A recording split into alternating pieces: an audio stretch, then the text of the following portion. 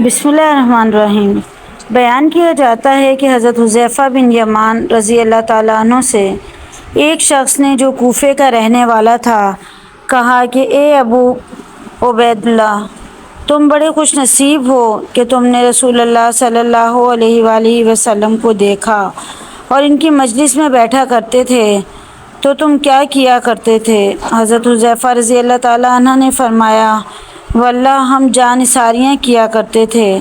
نوجوان فرمانے لگے، سنیے چچا، اگر ہم حضور صلی اللہ علیہ وآلہ وسلم کے زمانے کو پاتے تو واللہ آپ کے پاؤں بھی زمین پر نہ رکھنے دیتے۔ آپ رضی اللہ تعالیٰ عنہ نے فرمایا، بھتیجے لو ایک واقعہ سنو۔ جنگ خندق کے موقع پر رسول اللہ صلی اللہ علیہ وآلہ وسلم رات تک نماز پڑھتے رہے۔ فارغ ہو کر دریافت فرمایا کہ کوئی ہے جو جا کر لشکر کفار کی خبر لائے؟ اللہ کے نبی صلی اللہ علیہ وآلہ وسلم یہ وعدہ کرتے ہیں کہ وہ جنت میں داخل ہوگا۔ کوئی کھڑا نہ ہوا کیونکہ خوف کی، بھوک کی اور سردی کی انتہا تھی۔ پھر آپ صلی اللہ علیہ وآلہ وسلم دیر تک نماز پڑھتے رہے۔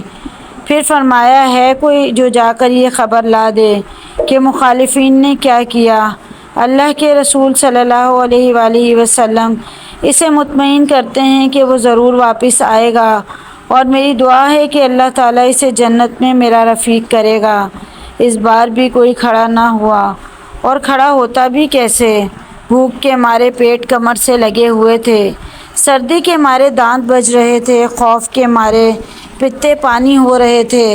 بالآخر میرا نام لے کر رسول اللہ صلی اللہ علیہ وآلہ وسلم نے آواز دی، اب تو کھڑے ہوئے بغیر چارہ ہی نہیں تھا۔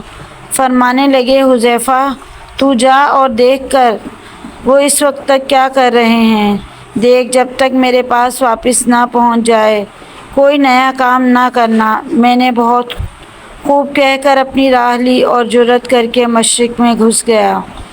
وہاں جا کر عجیب حال دیکھا کہ دکھائی نہ دینے والے اللہ کے لشکر اپنا کام پھرتی سے کر رہے ہیں۔ چولہوں پر سے دیگیں ہوا نے الٹ دی ہیں، خیموں کی چوبیں اکھڑ گئی ہیں، آگ جلا نہیں سکتے اور کوئی چیز اپنے ٹھکانے نہیں رہی۔ اسی وقت ابو سفیان کھڑا ہوا اور بآواز بلند آواز کہنے لگا، اے قریشیو، اپنے اپنے ساتھیوں سے ہوشیار ہو جاؤ، اپنے ساتھی کو دیکھ بھال لو، ایسا نہ ہو کہ کوئی غیر کھڑا ہو۔ میں نے یہ سنتے ہی میرے پاس جو ایک قریشی جوان تھا اس کا ہاتھ پکڑ لیا اور اس سے پوچھا، تو کون ہے؟ اس نے کہا، میں فلاں بن فلاں ہوں۔ میں نے کہا، اب ہوشیار رہنا۔ پھر ابو سفیان نے کہا، قریشیو، ہم اس وقت کسی ٹھہرنے کی جگہ پر نہیں ہیں، ہمارے مویشی، ہمارے اونٹ ہلاک ہو رہے ہیں۔ بنو قریظہ نے ہم سے وعدہ خلافی کی، اس نے ہمیں بڑی تکلیف پہنچائی، پھر اس ہوا نے ہمیں پریشان کر رکھا ہے، ہم پکا کر کھا نہیں سکتے، آگ تک نہیں جلا سکتے، خیمے اپنی جگہ ٹھہر نہیں رہے۔ میں تو تنگ آ گیا ہوں اور میں نے تو ارادہ کر لیا ہے کہ واپس ہو جاؤں، پس میں تم سب کو حکم دیتا ہوں کہ واپس چلو۔ اتنا کہتے ہی اپنے اونٹ پر جو بندھا ہوا تھا بیٹھا، چڑھ گیا اور اسے پاؤں مارا کہ وہ 3 پاؤں سے ہی کھڑا ہو گیا۔ پھر اس کا پاؤں کھولا۔ اس وقت ایسا موقع تھا کہ میں ایک تیر میں ہی ابو سفیان کا کام تمام کر دیتا، لیکن رسول اللہ صلی اللہ علیہ وآلہ وسلم نے مجھ سے فرما دیا تھا کہ کوئی نیا کام نہ کرنا، اس لیے میں نے اپنے دل کو روک لیا۔ اب میں واپس لوٹا اور اپنے لشکر میں آ گیا۔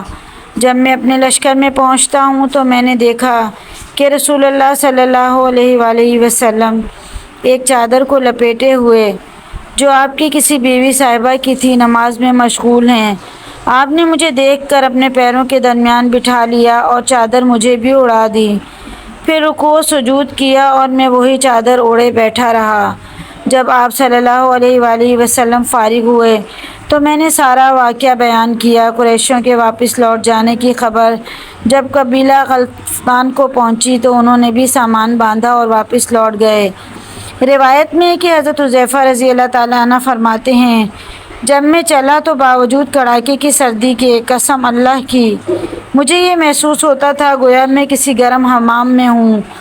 اس میں یہ بھی ہے کہ جب میں لشکر کفار میں پہنچا اسی وقت ابو سفیان آگ سلگائے ہوئے کانپ رہا تھا۔ میں نے اسے دیکھ کر پہچان کر اپنا کمان چڑھا لیا اور وہ بالکل میرے سامنے ہی تھا۔ ناممکن تھا کہ میرا نشانہ خالی جائے، لیکن مجھے رسول اللہ صلی اللہ علیہ وآلہ وسلم کا فرمان یاد آ گیا کہ کوئی ایسی حرکت نہ کرنا کہ وہ چوکنے ہو کر جائیں، تو میں نے اپنا ارادہ ترک کر دیا۔ جب میں واپس آیا اس وقت بھی مجھے کوئی سردی محسوس نہ ہوئی، بلکہ یہ معلوم ہو رہا تھا کہ گویا میں حمام میں چل رہا ہوں۔ ہاں، جب حضور صلی اللہ علیہ وآلہ وسلم کے پاس پہنچ گیا، بڑے زور کی سردی لگنے لگی اور میں کپکپانے لگا، تو حضور صلی اللہ علیہ وآلہ وسلم نے اپنی چادر مجھ کو اڑا دی، اور جب میں اوڑھ کر لیٹا تو مجھے نیند آ گئی اور صبح تک سویا رہا۔ پھر صبح خود رسول اللہ صلی اللہ علیہ وآلہ وسلم نے مجھے یہ کہہ کر جگایا، اے سونے والے، بیدار ہو جا۔ اور روایت میں یہ بھی ہے کہ جب اس تابعی نے کہا کہ کاش کہ ہم رسول اللہ صلی اللہ علیہ وآلہ وسلم کو دیکھتے اور آپ کے زمانے کو پاتے، تو حذیفہ رضی اللہ تعالیٰ عنہ نے کہا کہ کاش تم جیسا ایمان ہمیں بھی نصیب ہوتا ہے کہ باوجود نہ دیکھنے کے پورا اور پختہ عقیدہ رکھتے ہو۔